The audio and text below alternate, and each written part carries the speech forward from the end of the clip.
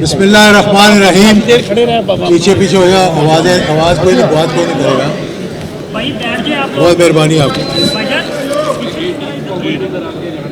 बिस्मिल्लाहिर्रहमानिर्रहीम। अल्हम्दुलिल्लाहि रब्बिल आलमीन वस्सलातु वस्सलामु अला खातिमुन नबीयीन। मेरे अजीज बुजुर्गों, दोस्तों, भाइयों,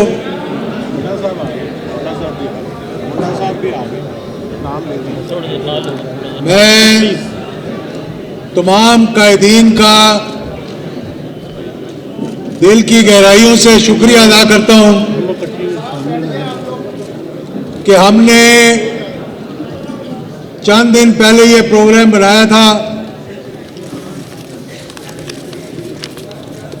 जब तक गुजरांवाला का जलसा नहीं हुआ था तो कई लोगों ने यह समझा ये लोगों के जज्बात हैं, ये पाकिस्तानी लोगों के जज्बात हैं जो आप देख रहे हैं। ये तकरीरें किसी की फरमाइश पे नहीं हो रही, ये लोगों के अंदर की आवाज निकल रही है। मेरे एक दोस्त ने मजाक से मुझे कहा, मैंने कहा जनाब अपनी टीम भेज देना जरा कवरेज के लिए। कहने लगा जी फौजी प्रोग्राम कब हो रहा है? मैंने कहा पाक फौज का प्रोग्राम तो आज हो रहा है, गुजरांवाला में मोदी की फौज का प्रोग्राम हो चुका है।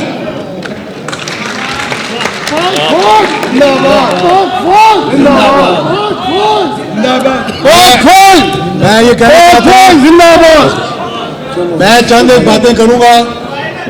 शुक्रिया के साथ अली असगर मंडा साहब हमारे एमपीए थे, इस समय एमएनए का इलेक्शन लड़े थे, वो भी आए हुए थे। चौधरी गफूर साहब, जावेद मुश्तबा साहब मेरे भाई हैं, इनकी भी एक डेमोक्रेटिक फ्रंट पार्टी बनाई हुई है। और बहुत से दोस्तों ने और तकरीर करनी थी, लेकिन आहिस्ता आहिस्ता मैंने देखा कि लोग थक रहे थे, तो गुजरांवाला में जो फजल रहमान के साथ हुई, मैं कहता वो मेरे साथ ना हो जाए कहीं। मैंने देखा ये सियासतदान भी इतने ढीठ होते हैं कि एक बंदा भी ना बैठा हो। ये मैंने किसी और को भी देखा था कंटेनर के ऊपर दोपहर को 1:30 बजे आगे पीछे जाते हुए और तकरीर करते हुए, जब नीचे कोई भी नहीं था। बिल्कुल सही। तो मैं ये कहना चाहता हूं कि बड़े दुख के साथ जो बात करूंगा वो बात करूंगा। आज तक मैंने अपनी 72 साल की पाकिस्तान की तारीख में ऐसी नाजेबा जबान, ऐसा नैरेटिव, ऐसी गुस्ताखी, ऐसी, मैं वो लफ्ज नहीं इस्तेमाल करना चाहता, कि अपनी ही फौज के खिलाफ और 11 मरतबा नाम लेकर, मैं पूछना चाहता हूं जनाब ये कौन लेकर आया था जनरल बाजवा को?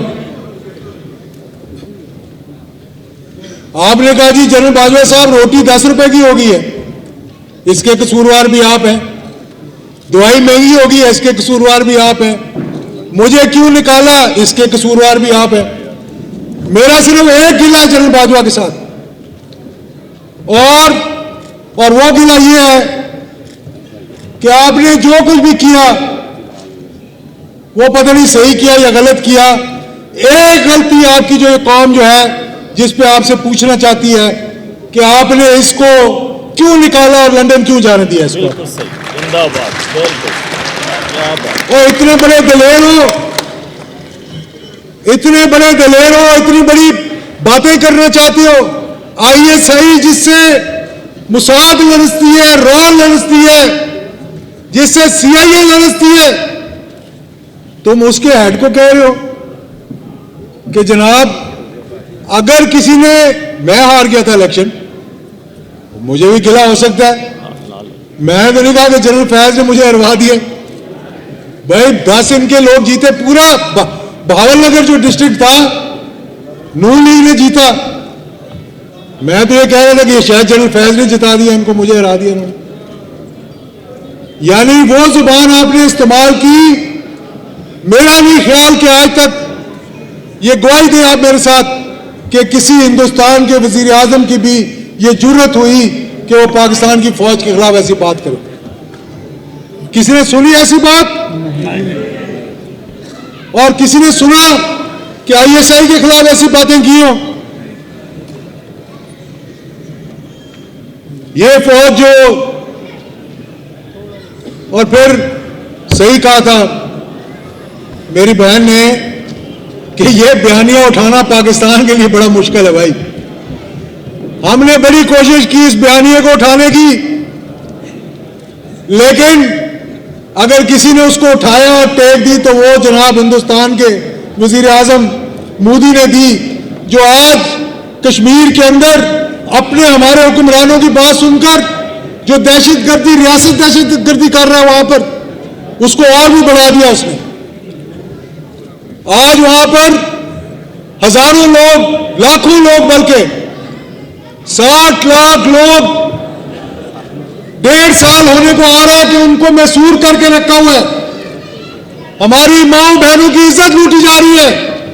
जनाब नवाज शरीफ साहब, जनाब मौलाना फजल रहमान साहब और मेरे ये बाकी जो 11 पार्टियां इकट्ठी हुई हैं, अल्लाह ताला इनको हिदायत दे। कि आप देख नहीं रहे कि कश्मीर के अंदर निहत्ते मुसलमानों के साथ क्या हो रहा है? उनके घर जलाए जा रहे हैं, उनकी इज्जतें लूटी जा रही है, और आप अफवाज पाकिस्तान के खिलाफ बातें कर रहे हैं। मैंने कहा उस वक्त क्यों नहीं पूछा आपने, जब जलील दुरानी ने ब्रीफ केस लेकर आए थे और पैसे बांटे गए, तो मैं इस बात का गवाह हूं कि सबसे पहले अगर किसी ने फबे ये आले का कि और पैसे पकड़े, वो हमारे जनाब मियां नवाज शरीफ साहब। 5 लाख रुपए मेरे घर भी छोड़ कर गए। वो 5 लाख रुपए छोड़ कर गए। मेरी वालदा जिंदा थी। मैं आपको ये बात भी आज बता दूं कि कितने लोग थे, सुप्रीम कोर्ट की लिस्ट मौजूद है, जिन्होंने पैसे पकड़े 90 का इलेक्शन लड़ने के लिए। जब आईजीआई बनी और वो पगड़ी इनके सर पे रखी गई, मौलाना समीउल हक के सर से उतार के, मौलाना समीउल हक शहीद के, तब भी कोई पैसे इधर से उधर गए थे। उसको तो आप ब्रीफकेस पकड़ के दे रहे थे मौलाना साहब। मेरी वालदा जिंदा थी उस वक्त। इनको जब सारों को पैसे दे दिए गए, कुछ इस दुनिया में है, कुछ दुनिया में नहीं है। मैं घर पहुंचा जिस वक्त, तो मेरी अम्मी ने कहा कि वो एक फलां शख्स आए थे, मैं नाम नहीं लेता, कि वो एक थैला छड़ गए ना तेरे वास्ते। मैंने कहा अम्मी क्या है उसके अंदर, मुझे बताएं इसके अंदर क्या चीज है। उन्होंने कहा मैंने नहीं पता, तू आप खोल के दे। जब मैंने खोला तो उसमें पैसे थे। तो आप यकीन करें, मैं अल्लाह को हाजिर नाजिर जानकर कहता हूं, वो दुनिया में आप मौजूद नहीं है। उन्होंने कहा कि इसी वक्त ये पैसे वापस देकर आओ। मैंने सारे काम छोड़कर वो पैसे उनको वापस दिए, वरना आज मेरा नाम भी सुप्रीम कोर्ट की लिस्ट के अंदर होता। बड़े बड़े पाकिस्तान के वजीर आजम रह चुके हैं। और फिर मैं कहता हूं मियां नवाज शरीफ साहब, आप तो 3 मरतबा पाकिस्तान के वजीर आजम रह चुके। जनरल आसिफ नवाज को आप लेकर आए या गुलाम साहब साहब लेकर आए, उनसे आपकी लड़ाई क्यों हुई थी? इसलिए लड़ाई हुई थी कि आपने सैफुर रहमान को कहा कि जितने कोर कमांडर हैं उनको जाकर एक एक चाबी देकर आप BMW की। आसिफ नवाज ने ना वो चाबियां सबसे वापस करवाई, बल्कि मैं इस बात का गवाह हूं कि उन्होंने वजीर आजम को यह पैगाम भिजवाया कि खबरदार, अगर आइंदा किसी कोर कमांडर को आपने ब्राइब करने की कोशिश की तो वो आसिफ नवाज के साथ लड़ाई होगी। इतनी लड़ाई हो गई कि फौज के चीफ ऑफ आर्मी स्टाफ ने कहा कि ये मेरे टेलीफोन आईपी से टेप करवा रहे। ये थे जनाब ये वजीर आजम पाकिस्तान के। उसके बाद जहांगीर करामत साहब आए। लोग कहते हैं कि उन्होंने एक तकरीर की जिसमें उन्होंने कहा, ये नेवी के डिफेंस कॉलेज में, जहां उन्होंने कहा जनाब कि एक नेशनल सिक्योरिटी काउंसिल बननी चाहिए, तो उनको निकलवा दिया। ये बात नहीं थी। अंदर की बात कुछ और थी। अंदर की बात यह थी कि उस वक्त पाकिस्तान एक मुश्किल इक्तिसादी हालात में से गुजर रहा था। धमाका शायद हो चुका था और सरताज अजीज साहब को उन्होंने भेजा गल्फ कंट्रीज में जाके पैसे मांगने के लिए। तो शेख जायद साहब से रिक्वेस्ट की कि हमें इस मुश्किल हालात में पैसे भी रखें हमारे बैंक में और कुछ हमें हमारी माली इमदाद भी करें। जहांगीर करामत साहब अभी जिंदा है, मेरी बात की तरदीद करें। मैं कहता हूं वो चीजें आप इनको लेके दें। अगर आपने कैश दिया तो ये सब खा जाएंगे। ये हकीकत बता रहा हूं आपको।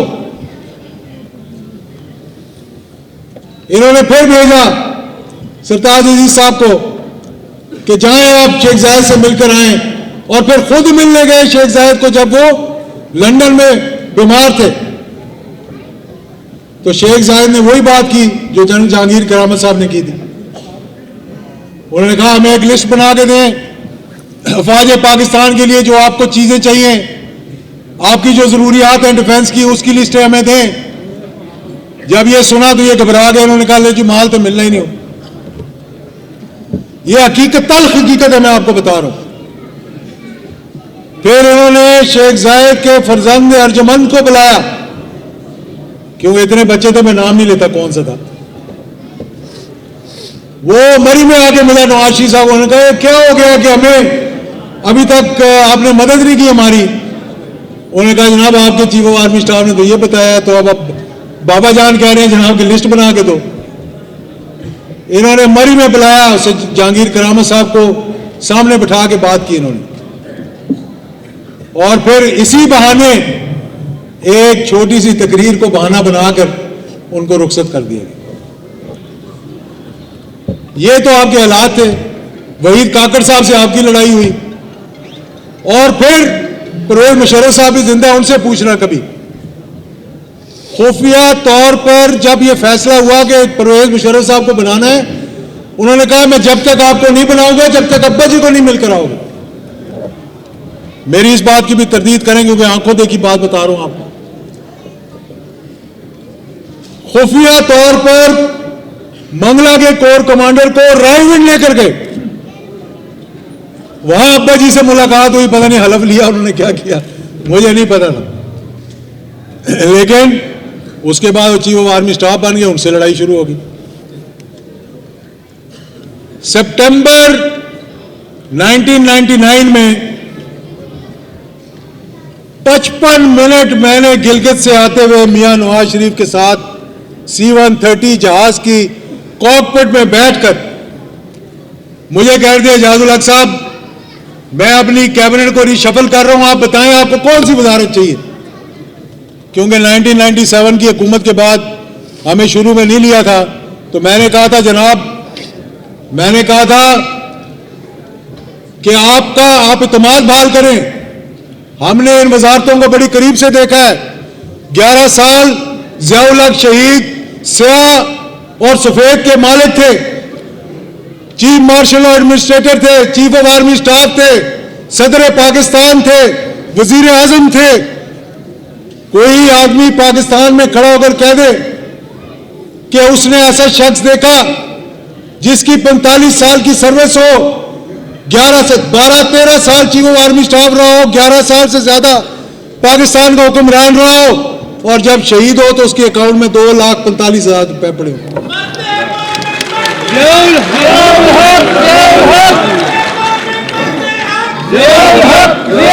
मुझे कह रहे थे वो अगर हमने लालच करनी होती तो फौंड्रियां हमारी लगी होती, मिलें हमारी लगी होती, बैंकों से कर्जे लेकर हमने माफ करवाए होते। तुम लोगों को शर्म भी नहीं आई। 250 करोड़ रुपए एक ने माफ करवाए। शौकत अजीज ने लिस्ट मंगवाई स्टेट बैंक से, अगर मैं वो नाम आपको ले दूं तो आप हैरान रह जाएंगे कि कौन कौन सा बड़ा जुगादर यहां बना हुआ है आजकल जिसने कर्जे माफ करवाए। मैं साफी बरादरी से कहूंगा चेक करवाओ इस चीज को। ये बनते हैं पाठ साहब बनते हैं, फिर हर चीज कह जी ये DGISI ने ये कर दिया, जनरल बाजवा ने ये कर दिया। ओ भाई ये बताओ कि मनी ट्रेल किधर है, पैसा किधर है तुम्हारा?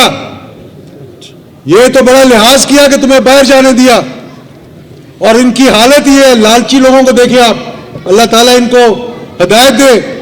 भाई अंदर पड़ा हुआ है, बेटी ने तकरीर की, चचा का नाम एक दफा नहीं लिया। अगर लिया है तो मुझे कह दें आप गलत कह रहे हैं। कोई जलसा, कोई जुलूस, और 4 बंदों को ही बाहर निकाल देते हैं लाहौर के अंदर।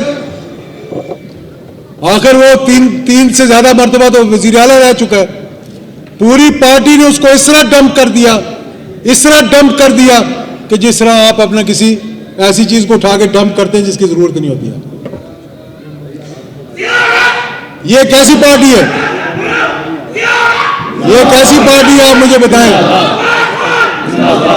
फिर आप क्या थोड़ी देर साइड पे, फिर आप कहते हैं जनाब के जनरल बाजवा साहब आपने तो बड़ी ज्यादती कर दी। जनरल बाजवा साहब आपने पता नहीं क्या क्या कर दिया। आपने कहा जनाब जनरल फैज हमीद ने पता नहीं क्या क्या कर दिया। उन्होंने क्या किया? और एक और बात भी बताऊं, मैं जो मेरी आखिरी मीटिंग हुई थी मियां नवाज शरीफ साहब के साथ, एक जुमा पहले जब JIT की रिजल्ट आई है तो उन्होंने बुलाया मुझे, जब फैसला आया JIT का, इसकी भी तरदीद कर दें। 1-to-1 मीटिंग थी। मेरे पहले मौलाना फजल रहमान साहब मिले थे, फिर मैं मिला था। वो ये दिखाना चाह रहे थे कि अलाइड पार्टीज मेरे साथ हैं हमारे, ये मैंने कहा हम आपके साथ हैं जनाब। लेकिन मैंने कहा मियां साहब आपने किया क्या? कहने लगे मैंने क्या किया है? मैंने कहा कि आप वजीर आजम पाकिस्तान होते हुए ग्रेड 19 ग्रेड 18 के अफसरों के सामने पेश हो रहे हैं जाकर। आपने इस दफ्तर की भी बेतुकीरी कर दी, आपने इस कुर्सी की भी बेतुकीरी कर दी। कहते मैं क्या करता?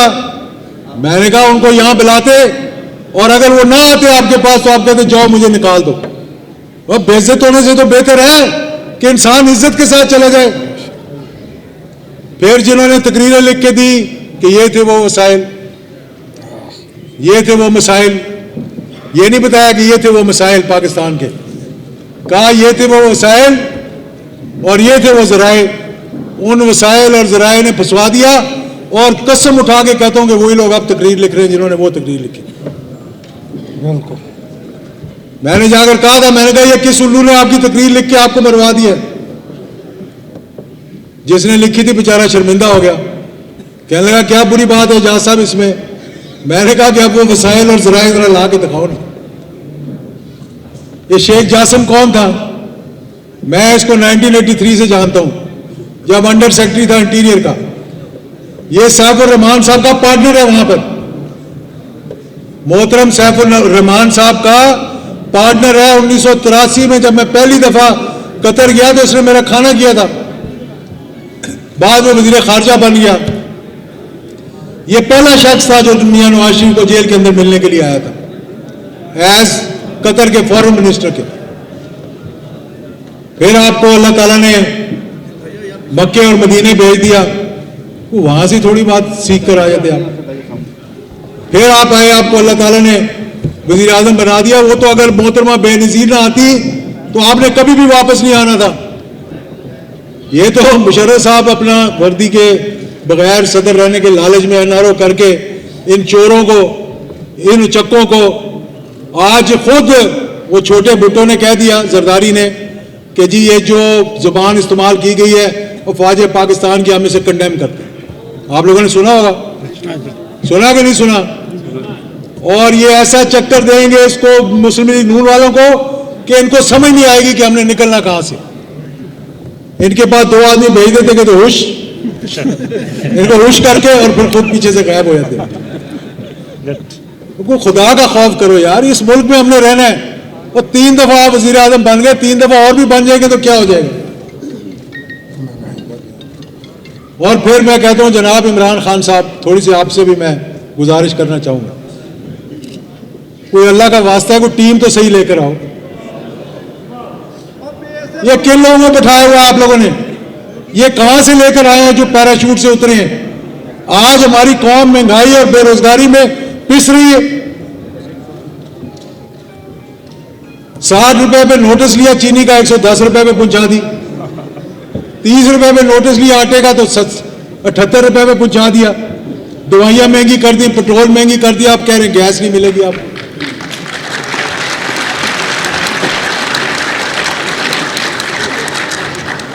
तो आप थोड़ा सा ये देखें, ये 12 लोगों की टीम नहीं है जिसको आपने प्लेस करना है long on long off cover में या फर्स्ट सेकंड थर्ड स्लिप में। ये 22 करोड़ अवाम है जिनका पेट आपने भरना है। और ये हदीस शरीफ है कि दरियाए फराज के कोने पे कुत्ता भी मर जाए तो हुक्मरान जो है उसका जवाबदेह होता है। सुनो जनाब, आज ये कौम रो रही है, खुदकुशियां कर रही है, लोग बिजली का बिल देख के रोते हैं। सोशल मीडिया को देख लें आप, अगर और कुछ नहीं आपने देखना तो। आप कहते हैं जनाब कि आपने कुछ नहीं लेना, आपने कुछ नहीं करना, इन चोरों को पकड़ने। बहुत अच्छा किया आपने इन चोरों को पकड़ने। हम भी आपके साथ हैं इनको पकड़ने के लिए। इनको ऐसी जेलों में डालने के लिए निकले ना, लेकिन खुदा का वास्ता है इस कौम को इस मुसीबत से निकालें। बहुत अच्छे हैं। मैं मिन्नत करता हूं आपकी इस बात पे। बहुत अच्छी आप जज्बाती तकरीरें की आपने, लेकिन भाई इनको अंदर करने से पेट तो नहीं भरेगा लोगों का। लोग चाहते हैं कि साफ और शफाफ हुक्मरान आए, लेकिन किसी को लंदन से पकड़ गए, किसी को गुजरांवाला से पकड़ गए, किसी को अमेरिका से पकड़ गए, लाकर आपने जनाब पैराशूट के जरिए बैठा दिया, जिनको पता ही नहीं कि पाकिस्तान क्या होता है, हुकूमत क्या होती है, सियासत क्या होती है। तो मैं ये रिक्वेस्ट करूंगा इस्तेकाम पाकिस्तान के हवाले से, ये किसी का फरमाइशी प्रोग्राम नहीं है, ये पाकिस्तान की आवाज है, ये पाकिस्तान के अवाम की आवाज है। ये एक नए पाकिस्तान की नहीं, ये एक रोशन पाकिस्तान की आवाज है।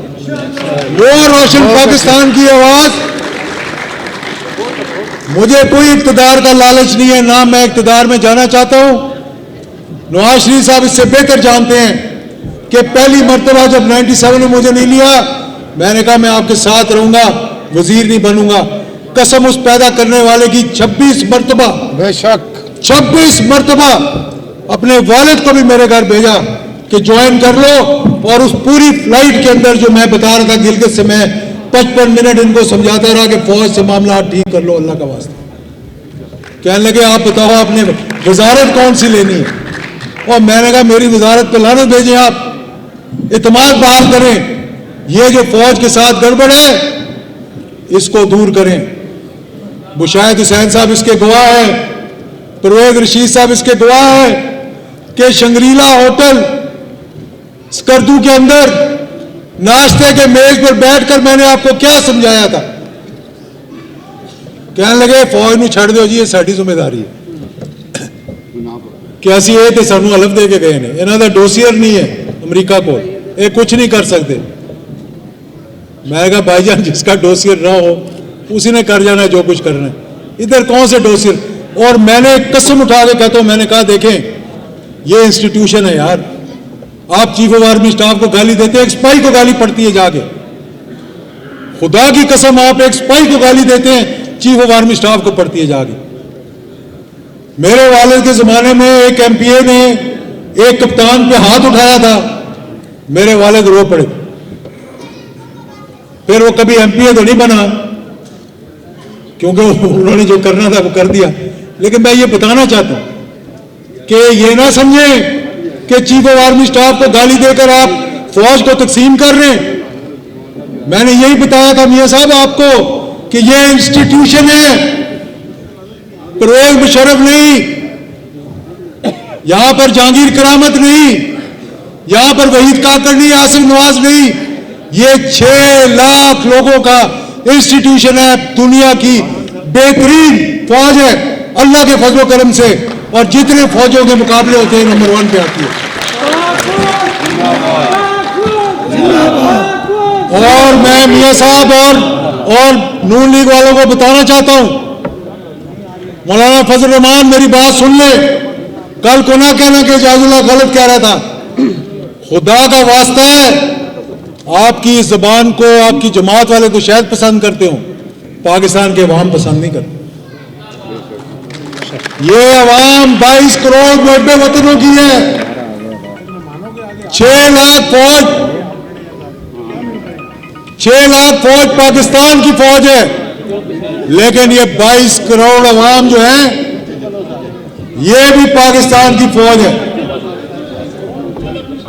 अगर खुदा ना खास्ता कुछ हो गया तो 65 को याद करो, जब मेरी माँ और बहनों ने अपनी चूड़ियां उतार के फौजियों को दे दी थी, जब लोग अपने सरों पर देगे उठा के और डंडे, खुदा की कसम, डंडे और करछे और बरछे और गेंतियां लेकर चल पड़े थे वाघा की तरफ। ये वो जज्बाती कौम है। और फिर आप लोगों को तो अपनी फतूहात का ही नहीं पता। आखिरी बात मेरी सुन लें आप। नेल्सन मंडेला ने 27 साल जद्दोजहद की खुमैनी बन के आने वालों के लिए। खुमैनी को देखें आप कैसे आया वो। आप कहते हैं खुमैनी बन के आएंगे, हम बाहर बैठे हुए। और शुक्र करो अल्लाह ताला का, एक साउथ अफ्रीका आजाद हुआ, पाकिस्तान हिंदुस्तान अलग हो गया। मैं आज भी आपको बताता हूं कि जहाद अफगानिस्तान और अफगान मुजाहिदीन को हर नमाज में उनके लिए दुआ किया करो, क्योंकि 1 नहीं, 2 नहीं, 3 नहीं, 4 नहीं, 5 नहीं, 6 इस्लामी मुल्क आजाद हुए उस जहाद अफगानिस्तान की वजह से। अगर यहां घुस आते पाकिस्तान के अंदर, ये लड़ने वाले लोग हैं, इन्होंने तो अपने दरवाजे ही खोल देने थे कि आओ जी रूसियों आके बैठ जाओ इधर। शुक्र करो अल्लाह ताला का, उन मुजाहिदीन की 15 लाख लोगों की कुर्बानी की वजह से तुमने कहा ये 80,000 लोग जो शहीद हुए हैं पाकिस्तान के अंदर, जो 65 में, 71 में, 48 में फौजी इतने नहीं शहीद हुए जितने इस दहशतगर्दी में शहीद हो गए, ये अफगान मुजाहिदीन थे, ये अफगान तालिबान थे। तुम लोगों ने यहां लोगों को उकसाने के लिए ये बातें की। आज मैं अल्लाह को हाजिर नाजिर जानकर कहता हूं, अगर ये जहाद अफगानिस्तान ना होता तो मियां साहब जिसका आप क्रेडिट ले रहे हैं कि मैंने 28 फरवरी या कब वो धमाका 28 मई को धमाका किया था, ये उन मुजाहिदीन की कुर्बानी की वजह से था कि अमेरिका का सदर मजबूर हो जाता था, घुटने टेक देता था कांग्रेस और सेनेट के आगे और वीटो करके आपको वेवर देता था। ये चागी के टनल बनाने वाले ब्रिगेडियर सैयद रियाज आज इस दुनिया में नहीं है। ये चागी के टनल बनाने वाले 1979 से लेकर 1983 तक जिसके अंदर धमाका हुआ, आपने तो अपने मिसाइलों का प्रोग्राम देने की कोशिश कीजिए। अमेरिका का मिसाइल गिरा और हमने नया मिसाइल बना लिया। इसीलिए अफवाज पाकिस्तान ने इन पाकिस्तान के वज़ीर आज़म को न्यूक्लियर प्रोग्राम तक झलक ही नहीं लेने दी। ये भी बात आज सुन लें आप। सिर्फ सऊदी किंग जब आए थे यहाँ, क्राउन प्रिंस अब्दुल्ला, तो उनको लेकर गए थे बार बार से सिर्फ शुगल दिखाने के लिए। पूछे नवाज से, आपको पता कहां बन रहा था, ये कहां रखा हुआ है, कहां से चलेगा, धमाका कैसे किया था? मजीद निजामी साहब को पता है या मुझे पता है? वो शेख रशीद साहब कहते मुझे पता है, लेकिन वो मुल्क से बाहर चले गए थे। खुद ही कहा उन्होंने, मैंने नहीं कहा भाई। तो इसलिए मेरे अजीज दोस्तों भाइयों, अगला प्रोग्राम इंशाल्लाह इस्तेकाम है पाकिस्तान का। जो दोस्त आए हुए उनको बताना चाहता हूं कि इंशाल्लाह फैसलाबाद में होगा, जड़ावाले वाले सुन लो, उसके बाद बावलनगर में होगा, फिर KPK में होगा और उसके बाद कराची में होगा इंशाल्लाह। और ये काफिला चलता रहेगा जब तक इस मुल्क के खिलाफ साजिशें होती रहेंगी। हम इंशाल्लाह शीशा फैलाई हुई दीवार बनकर खड़े रहेंगे इंशाल्लाह। मैं आपको शुक्रिया अदा करता हूं तमाम दोस्तों का, और हजरत जी ने दुआ करवानी है। प्लीज सारों से गुजारिश है कि दुआ सुन के जाना, बहुत मेहरबानी। बहुत बड़े बुजुर्ग हैं। और